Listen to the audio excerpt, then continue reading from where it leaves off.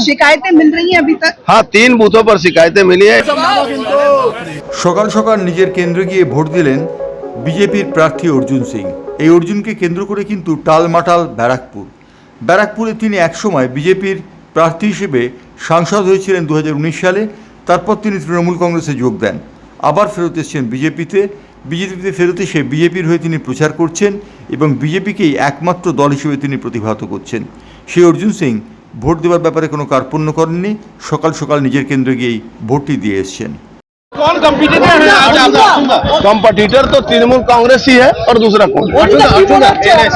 दादा, आज चुनाव कैसा चलने वाला है और जो आपका ओपोनेंट है क्या कहना है उस पर?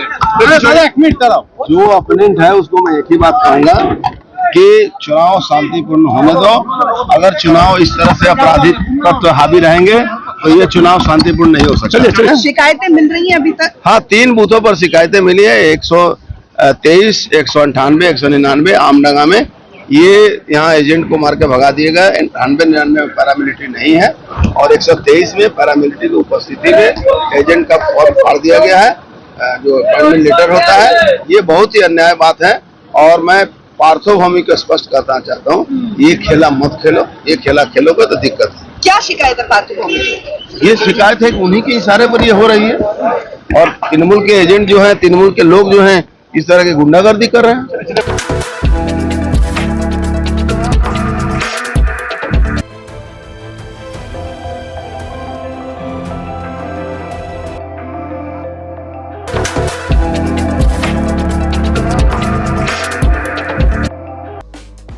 ব্যুরো রিপোর্ট, বাংলার পালস টিভি।